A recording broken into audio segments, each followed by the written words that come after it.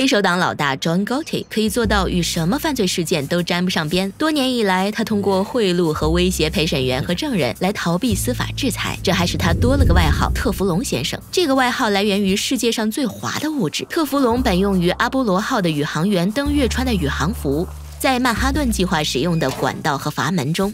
还用于你的厨房作为不粘锅和饼干纸上的不粘涂层。所以这种滑滑的固体到底是什么呢？而为什么其他东西都粘不上去呢？特氟龙是聚四氟乙烯的品牌名称，或简称 PTFE。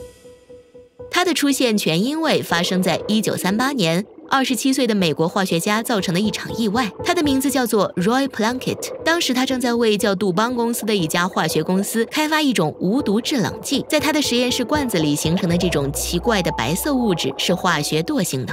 意味着它不会与其他物质发生反应。它还具有极低的摩擦系数，使得其他物质都从它旁边滑走。特氟龙的特性使它成为了你需要光滑物质的绝佳品，耐化学性或者防水性，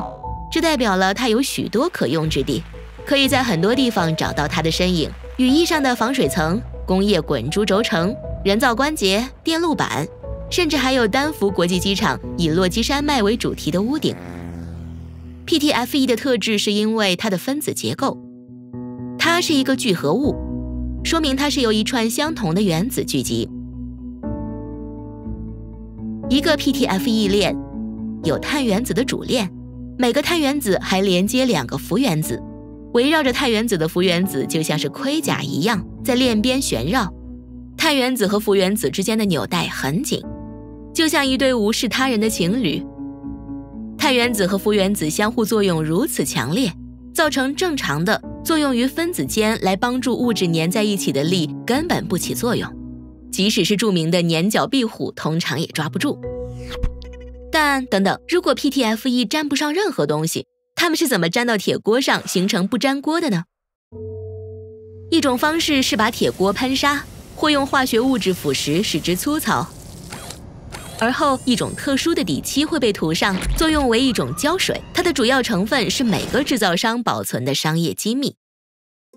铁锅会被喷上液体的 PTFE， 并在800华氏温度下加热，然后这层会固化成光滑的涂层。当而后你在 PTFE 层上面煎鸡蛋时，其中的紧密的碳氟链会无视鸡蛋中的水、脂肪和蛋白质分子，没有了这些反应，食物就不会粘在锅上。你也许会担心，是否用有 PTFE 层的锅烧饭会不会不安全？答案是，如果你当心的话，是非常安全的。PTFE 在适当温度下是稳定的，比如你在烹饪鸡蛋或是鱼时，但是达到500华氏温度以上， PTFE 会开始降解，而过度加热会发出令人不适的烟味。一个空锅能在高温下快速达到500度，但是大多的厨房都有通风渠道来驱散烟雾。人们过去也认为意外摄入 PTFE 从锅中剥落的 PTFE 层是有害的，但目前的共识是它是无害的，因为 PTFE 并不会与其他化学物质产生反应，它不会在你身体中分解。然而特氟龙的生产是否安全就是另当别论了。杜邦和他的附属公司 Chemours 现在面临价值数百万美元的诉讼，他们被起诉几十年来污染环境，并使员工和当地社区面临健康风险。与一种有毒的化学物质 PFOA 接触，在生产特氟龙时，这种化学物质会被用到。再说到 John Gotti， 在1992年，这位黑手党老大最终被判有5项谋杀罪和其他的一些指控。